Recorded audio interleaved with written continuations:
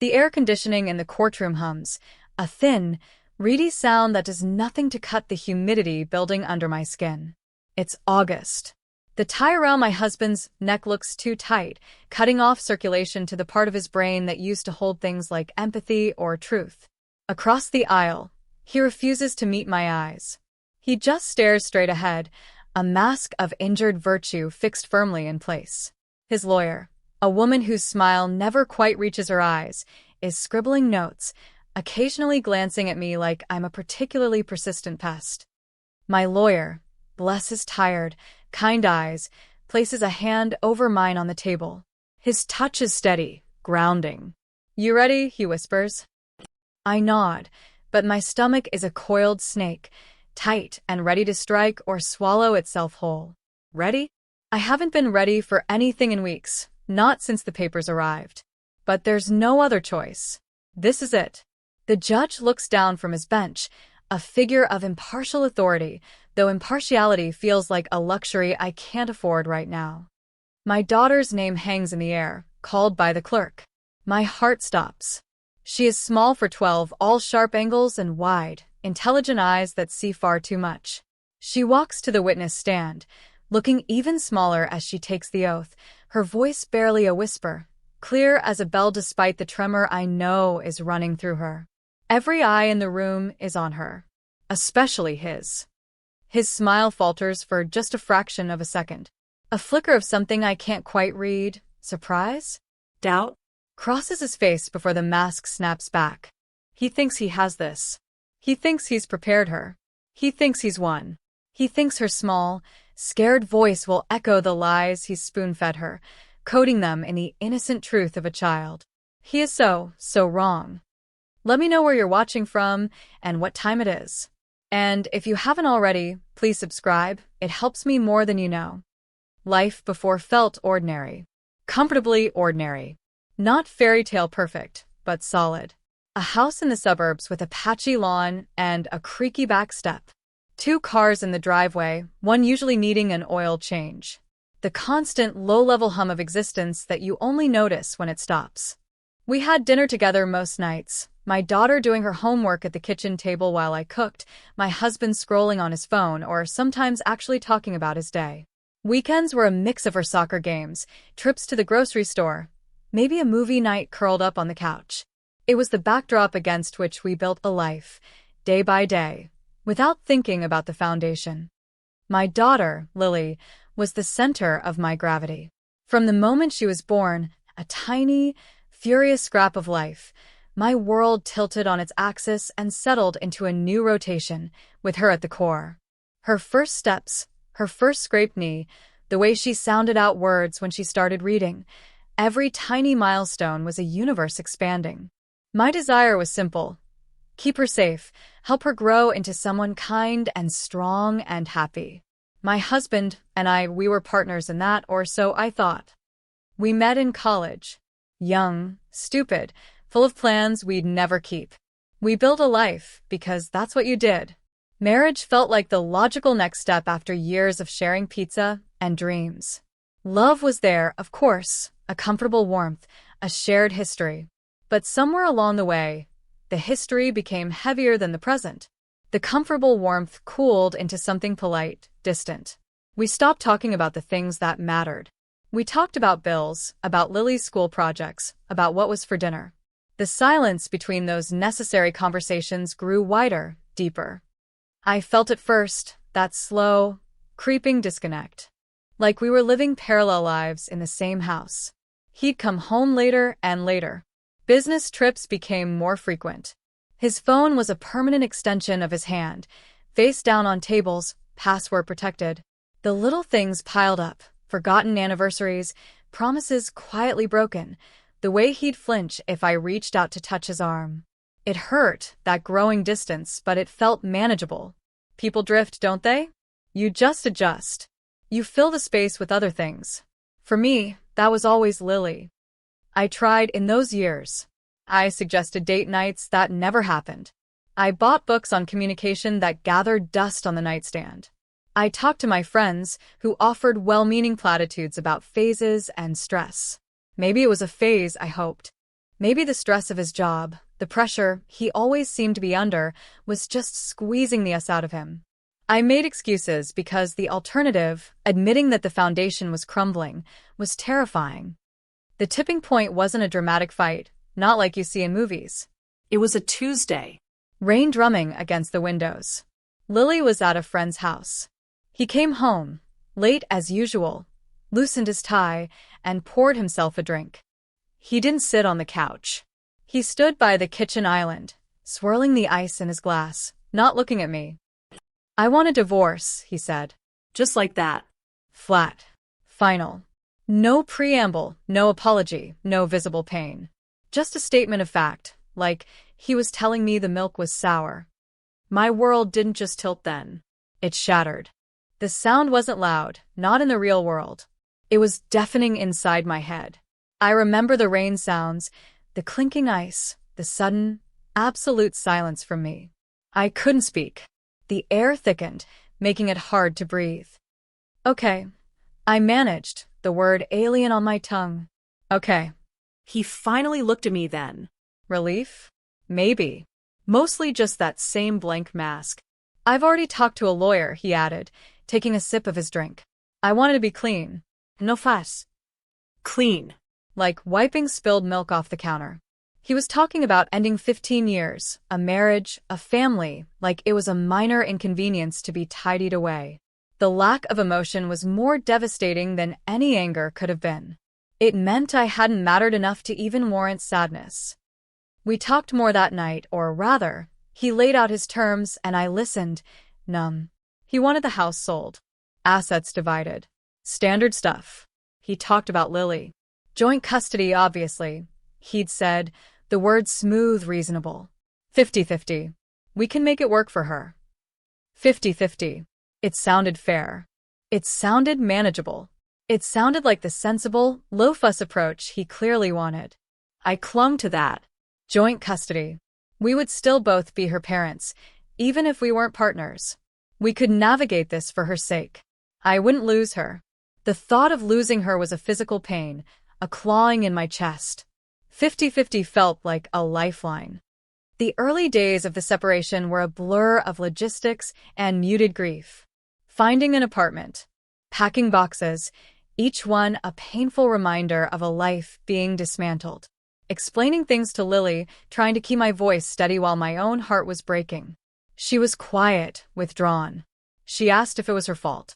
That question, whispered in the dark of her bedroom, was like a knife twist. Never, I promised her, holding her tight, burying my face in her hair. This is about Mom and Dad. It has nothing to do with you. We both love you more than anything. He was initially reasonable, almost too reasonable. He'd pick Lily up on time, drop her off. He'd text about her homework. He'd even ask me, politely, how I was doing. It lulled me into a false sense of security. Maybe this could be clean. Maybe we could be those civilized co-parents you read about. I started to breathe a little easier. I started to think about rebuilding, not just surviving. Then, the lawyers started talking. My lawyer would call, relaying a new request from his side. Changes to the property division. Minor quibbles that felt designed to drag things out. Annoying but not alarming. Just the usual legal dance, I thought. The first real crack in his reasonable facade appeared when we discussed finances. He became difficult. Evasive about income, resistant to splitting things equitably. His tone on the phone, previously neutral, took on a sharp, impatient edge. He wasn't just being difficult, he was being strategic. He was trying to wear me down, I realized. Make me agree to less just to make it stop. Then came the first hint of the nightmare to come. My lawyer called me one afternoon. His voice was cautious. His lawyer, they're introducing some concerns about your ability to provide a stable environment, he said slowly. My blood ran cold. What? What are they talking about? Vague accusations right now, he hedged. Suggesting your work schedule is erratic, that your new apartment isn't suitable, things like that. My work schedule was demanding, yes, but flexible. I worked from home half the week, set my own hours the other half. I was always there for Lily. My apartment wasn't the house, but it was safe, clean, and in a good school district. It was perfectly suitable. These weren't concerns, they were baseless attacks. Fear, cold and sharp, pierced through the numbness. This wasn't about property or money anymore. This was about Lily. I confronted him. I called him, my voice shaking with anger, and something else, something colder. "What is this?" I demanded. "What are you telling your lawyer?" His voice was smooth, infuriatingly calm. "Just stating facts. Your new place is small. You're working a lot. Concerns have been raised." "Concerns raised by who?" I shot back. He paused. A significant pause. "By people who care about Lily," he said finally, the implication hanging heavy in the air. He was painting me as unstable, neglecting, putting work before my daughter. It was a calculated lie. This was the inciting incident, the true disruption. Not the divorce itself, but the moment I understood he wasn't just leaving our marriage. He was coming for my life, for our life, with Lily. The facade of clean and 50-50 shattered completely. This was a fight, a dirty, brutal fight for the person I loved most in the world. The comfortable, ordinary life was gone, replaced by a battlefield. The early struggles were a baptism by fire into the legal system and the depths of his deceit. Every piece of paper from his lawyer felt like a fresh wound. They weren't just suggesting concerns anymore. They were building a narrative, fabricating incidents, twisting innocent events into damning evidence. My late nights working from home became neglectful behavior because I wasn't constantly supervising Lily. The time I spent visiting my aging mother in another town became abandonment. A single instance where Lily stayed home from school with a cold and I worked from the couch next to her became failure to seek medical attention. They even twisted my apartment size, painting it as cramped and unsuitable, implying Lily didn't have space to thrive, despite her having her own perfectly comfortable room. My lawyer was good, but he kept cautioning me. "These are weak arguments on their own," he'd say, rubbing his temples. "But presented together, repeatedly, it paints a picture. We need to refute every single claim, methodically." Refuting felt like playing whack-a-mole in quicksand. For every lie we debunked, two more seemed to spring up. And they weren't just targeting me. They were using Lily. He'd quiz her after she came home from my place, asking leading questions, fishing for any detail he could warp. Did Mommy seem tired? Did Mommy have friends over? Was your apartment noisy? Lily, bless her, was confused. She'd tell me about his questions, her brow furrowed. I had to explain, in the simplest terms possible, that sometimes adults don't tell the truth, and that Daddy's lawyer was trying to make it seem like Mommy wasn't a good mom. It was agony, having to expose her to his manipulation. It felt like a poison seeping into her world. I tried to keep things normal for her. We'd bake cookies, go to the park, watch movies. But the shadow of the looming court date, the constant battle against his lies, hung over everything. I was exhausted, running on adrenaline and fear. I'd wake up in the middle of the night, heart pounding, replaying conversations, trying to anticipate his next move. Every phone call, every email felt like a potential attack.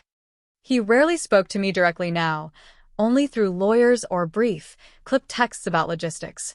When he did, his voice was cold, clinical.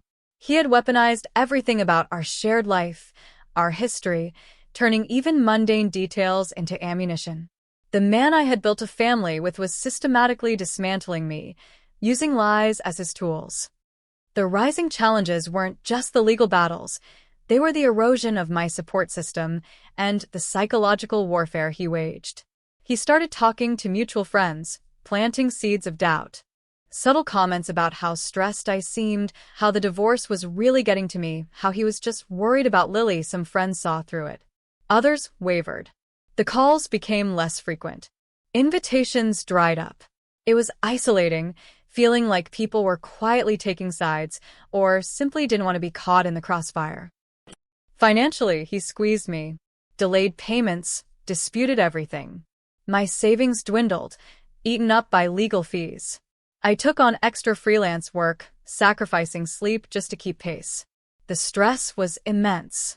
My focus, which needed to be razor-sharp for the legal fight, was fragmented by constant worry about money, about Lily, about the endless stream of accusations. He pushed for depositions. Hour after hour in a sterile room, his lawyer digging, probing, trying to provoke me, to make me look unstable, emotional, unfit. They asked invasive questions about my personal life, my past relationships, my mental health. It felt like an invasion, a violation. I had to sit there, calm and composed, while they tried to shred my character. His narrative was gaining momentum. He was the concerned father, fighting for his daughter's well-being, rescuing her from my supposedly chaotic life. I was the unstable, career-obsessed mother who couldn't provide a stable home. In court filings, his lawyers laid out their case. He was seeking full custody. Not joint anymore. Full. Sole custody. The word landed like a blow. He wanted to take her away from me completely. The thought was paralyzing. Losing Lily. Not just seeing her less, but him having the final say on where she lived, where she went to school, who she saw. Erasing me, or reducing me to a visitor. The fear escalated from a sharp point to a crushing weight. It became hard to breathe, to think clearly. He continued to work on Lily. He bought her expensive gifts, toys she'd always wanted but we couldn't afford. He promised trips, experiences. He'd tell her things like, "Wouldn't it be fun if you lived with me all the time? We could do X, Y, Z." He was buying her affection, trying to turn her against me. Lily, smart as she was, started to notice. She'd come back from his house quiet, sometimes upset. "Daddy says if I lived with him, I could get a dog," she said one day, her voice small. We couldn't have a dog in my apartment building. The unspoken accusation hung in the air. "Mommy can't give you everything Daddy can." "Sweetheart," I said, my voice gentle, trying to explain the tangled mess of adult motivations without making her hate her father. "Daddy loves you. And I love you." Sometimes adults say things because they want what they think is best, even if it makes things confusing for you. It was navigating a minefield. I never badmouthed him directly, refused to sink to his level. But I had to counter his narrative, arm her with the truth without burdening her too much. I told her that love wasn't about gifts, that a stable home was about feeling safe and loved, not the size of the apartment or having a dog. The deepening crisis arrived when the court date was set. It was real now, imminent. The endless back and forth, the depositions, the filings, it was all leading to this one moment where a judge would decide. His legal team doubled down, submitting affidavits from people who barely knew me, repeating the lies he'd spread. A disgruntled former colleague who exaggerated my work travel. A neighbor who'd seen Lily playing alone in our yard for 5 minutes once, while I was inside getting a drink. The picture they painted was devastatingly effective in its accumulation of petty, twisted evidence. My lawyer was preparing our case, painstakingly gathering evidence to refute his claims.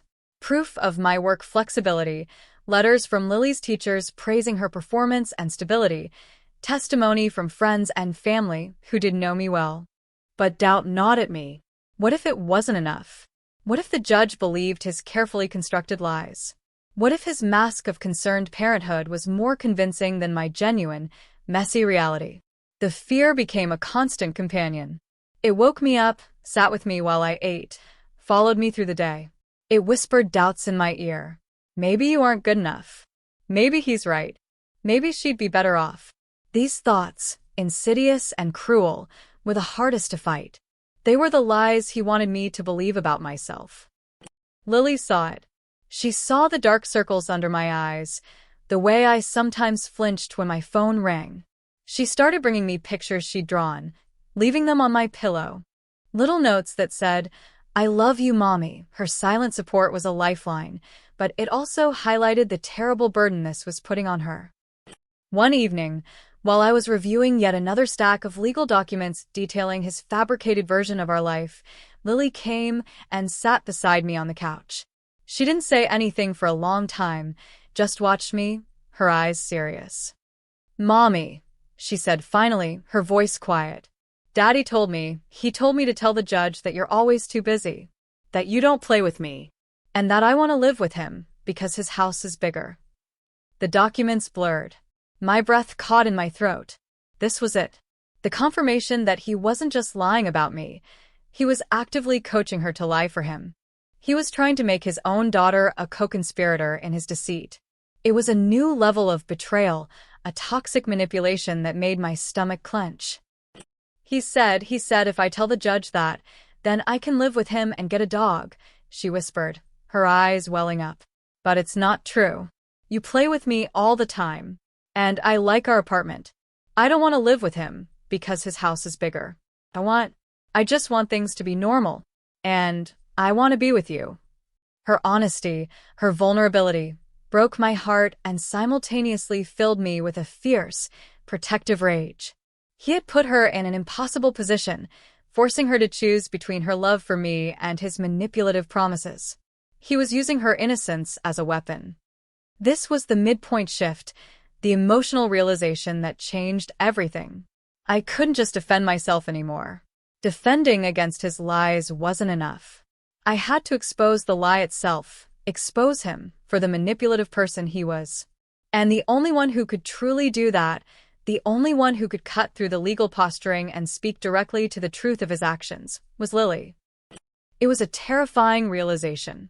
Putting my daughter on the stand. Exposing her to the pressure of a courtroom, forcing her to confront her father's deceit in a public, formal setting. It felt wrong on every level of my maternal instinct. But I also knew, with chilling certainty, that his plan hinged on her silence, or worse, her parroting his lies. He thought she was a pawn he could move. He underestimated her entirely. He underestimated the strength of her bond with me, a bond built on years of genuine presence and unconditional love, not bought with promises of dogs or bigger houses. I talked to my lawyer about it. He was hesitant. Putting a child on the stand is risky, he warned. It's stressful for them. The judge might see it negatively, and she could be coached or freeze up. She wasn't coached by me, I said, my voice firm despite the tremor in my hands. But he tried to coach her. He told her what to say. He tried to make her lie. And she told me. She knows the difference between truth and lies. She's hurting because of what he's asking her to do. Hiding that protecting him feels like a bigger betrayal to her than letting her speak her truth. We talked for hours. We weighed the risks. The potential harm to Lily versus the potential disaster if his lies went unchallenged, if he was granted full custody based on a manufactured reality. The scales tipped. The thought of losing Lily because I was too afraid to let her speak, to let her defend our reality, was unbearable. This wasn't just my fight anymore. It was hers too, in a way no child should ever have to fight. This was the turning point. The decision solidified, cold and heavy in my gut. We would call Lily as a witness. It was a high-stakes gamble. If it went wrong, I couldn't even let myself think about that. But if it went right, it wouldn't just refute his claims. It would expose his character. It would show the judge exactly the kind of man he was, the kind of father who would manipulate his own child for personal gain. Preparing Lily was the hardest thing I've ever done. We didn't rehearse answers. We talked about what a courtroom was like, who the people were. We talked about telling the truth, no matter how hard it was. I told her it was okay to be scared. I told her she didn't have to do it if she didn't want to, not really. I presented it as her choice, while praying with every fiber of my being that she would choose to stand by the truth. "Mommy," she said one afternoon, her voice steady, her eyes meeting mine with a clarity that both humbled and terrified me. "I want to tell the judge the truth.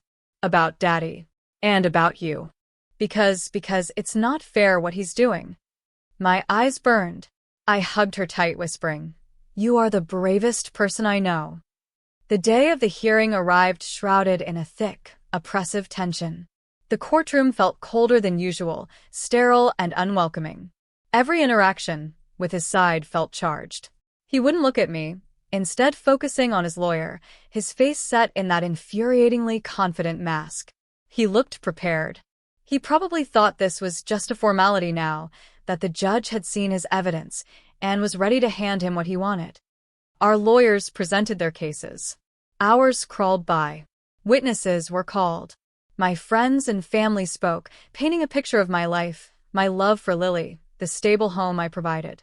His witnesses spoke, repeating his narrative, their voices often hesitant, clearly uncomfortable with the half-truths they were peddling. My lawyer cross-examined them, gently dismantling their flimsy claims, revealing the hearsay and speculation. Then came his turn to testify. He sat on the stand, calm, articulate, lying with breathtaking ease. He spoke about his deep concern for Lily, listing the fabricated instances of my alleged neglect, the supposed instability of my home. He spoke about his ability to provide a better environment, highlighting his income, his house, painting a picture of himself as the ideal, stable parent, forced to take drastic action for his daughter's sake. He sounded so convincing, so reasonable, that even I found myself momentarily doubting my own reality. The mask was perfect. My lawyer cross-examined him. He was sharp, methodical. He poked holes in the financial statements, questioned the timings of the alleged incidents, highlighted inconsistencies. But my husband was good. He deflected, spun, maintained his composure. He was clearly well coached. It felt like my lawyer was chipping away at a block of ice, making progress, but not getting to the core. The tension in the room was a physical weight. My leg bounced uncontrollably under the table. My hands were clammy. This wasn't enough. He was weathering the storm. His lies, accumulated over months, seemed to be holding. Then, my lawyer looked at me, a silent question in his eyes. It was time. "The petitioner calls Lily," my lawyer said, his voice cutting through the thick air. My husband, across the aisle, visibly straightened. A small, triumphant smile touched the corner of his lips. This was his moment. His final piece of evidence, his daughter, confirming his story. Lily walked to the stand. My heart hammered against my ribs. The judge watched her, his expression unreadable.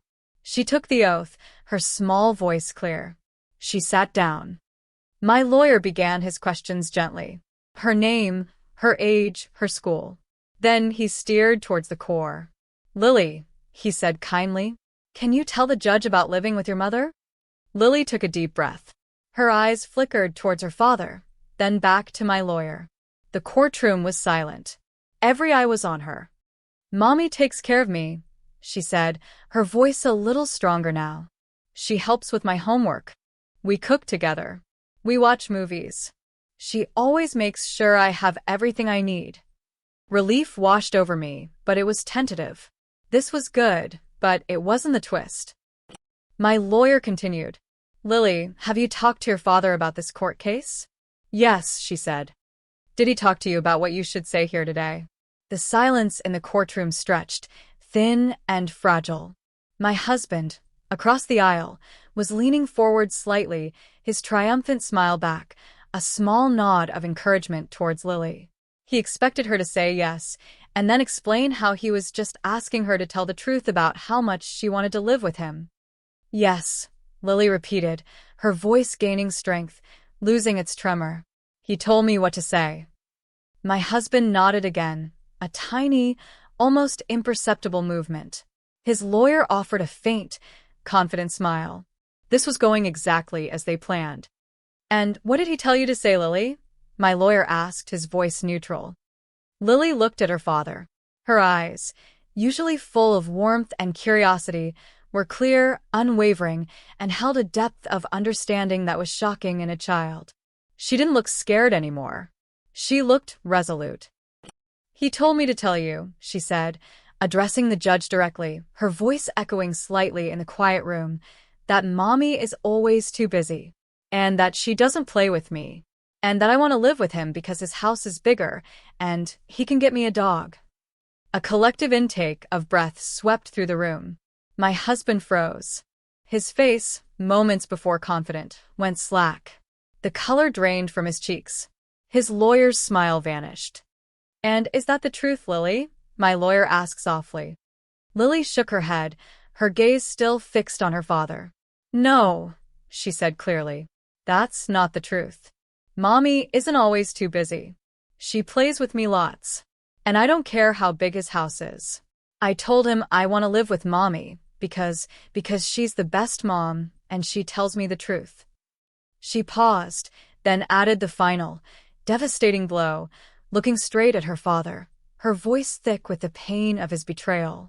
"He told me it was just a little lie. But I don't want to tell lies. Especially to the judge." My husband's mask didn't just crack, it shattered. His face contorted. The composure he had maintained for months, the cool, reasonable facade, dissolved into raw, ugly fury. He stood up, his chair scraping loudly against the floor, and pointed a trembling finger at Lily. "You little liar," he screamed, his voice raw, unhinged. "I didn't tell you to lie. You're making it up. She told you to say that." She put you up to it." The courtroom erupted in shocked murmurs. His lawyer immediately grabbed his arm, pulling him back into his seat, hissing at him to be quiet. The judge banged his gavel, his face stern, his eyes fixed on my husband. "Mr. Husband's last name," the judge's voice boomed. "Control yourself. That is enough." My husband slumped back into his seat, trembling, his face red, spittle in the corner of his mouth. The mask was gone, replaced by the exposed, furious face of a man caught in his own trap. The plot twist wasn't just Lily telling the truth, it was her exposing his attempted manipulation, and his explosive reaction confirming her testimony in the most visceral, undeniable way possible. He hadn't just been blindsided, he'd been obliterated by his own daughter's honesty and his inability to maintain his composure. The silence that followed his outburst was deafening. Lily sat on the stand, quiet but composed, watching her father, her expression a mixture of sadness and something that looked like pity. My lawyer had no further questions for Lily. She was excused. As she walked past our table, she gave me a small, brave smile. I wanted to run to her, hold her, tell her how incredibly proud I was, but I stayed rooted to my seat, needing to maintain my own composure in the face of the raw emotion that was threatening to overwhelm me. His lawyer, flustered, tried to regain control, mumbling something about my husband's understandable emotional reaction to being accused of coaching his child. But the damage was done. The judge had seen it.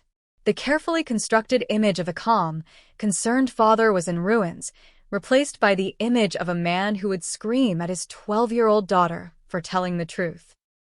The rest of the hearing felt like a formality. The judge heard closing arguments, but the air had shifted. The weight of his lies, previously oppressive, now felt flimsy, exposed. His outburst had inadvertently validated every quiet, brave word Lily had spoken. He had proven, in that explosive moment, exactly what she had accused him of, attempting manipulation and dissolving into rage when it failed. The judge's ruling came down a few days later. I wasn't in the courtroom. My lawyer called me. I paced my small living room, the phone pressed to my ear, my heart pounding. He denied his request for full custody, my lawyer said, his voice calm. He ordered joint legal and physical custody, essentially maintaining the status quo we started with a detailed schedule ensuring stability for Lily. He specifically cited concerns about the petitioner's credibility and judgment, in light of testimony regarding attempts to influence Lily's statement and his subsequent behavior in court. He didn't get full custody. He didn't even get an advantage. He got what he had initially offered, before the lies, before the cruelty. And the reason was etched into the court record, his own undoing, brought about by his daughter's truth and his own exposed nature. Relief, so profound it made my knees weak, washed over me. Lily was safe. He hadn't won. His lies hadn't triumphed. Justice in this complicated, painful form had prevailed. The aftermath was quiet, emotionally draining. There was no grand celebration, just a profound sense of exhaustion. The legal battle was over, but the emotional landscape was scarred. Lily was relieved, visibly lighter. But the knowledge of what her father had done, the moment he had screamed at her for telling the truth, had left a mark. It wasn't something you could simply erase. Our relationship, Lily's and mine, felt different. Stronger, forged in the fire of that shared battle. But also heavier, burdened by the knowledge of his capacity for deceit. She didn't hate him, I think. More like she saw him clearly now. The illusion was gone. And that's a heavy thing for a child to carry. He didn't contact me directly after the ruling. Communication went back through lawyers, brief and to the point. He never apologized to Lily. He never acknowledged what happened in court. He just moved on, as if that moment of raw exposure had never occurred. He kept the mask on, even when there was no audience but himself. Our new normal settled in. The joint custody schedule, the handoffs that were polite but strained. I focused on rebuilding our lives, finding a rhythm, creating a sense of peace and security for Lily. It was hard. Trusting people felt harder. Every disagreement felt potentially fraught. The fear of him, of his capacity for future manipulation, lingered like a shadow. But there was also a quiet strength that bloomed in the wake of the storm. I had faced his worst, his most deceitful self, and I had survived. Lily had faced it with me, showing incredible courage. We had stood for the truth, and the truth had protected us. It wasn't a triumphant victory, not in the way you see in movies. There was no walk into the sunset, credits rolling. It was quieter, more complex. It was the victory of enduring, of protecting what mattered most, of seeing clearly and refusing to back down. Life isn't ordinary again. It's a different kind of ordinary, marked by the battle we fought. But it's ours. And it's built on a foundation that was tested and held strong, not because it was perfect, but because it was real. It was built on love and courage and the unwavering truth of a 12-year-old girl who refused to lie, even when her own father asked her to. And that, I've learned, is stronger than any lie, any manipulation, any scream. If this story hit close to home, I'd love to hear your version. Drop a comment with where you're listening from and what time it is. Thanks for being here. Subscribing helps bring more of these to life.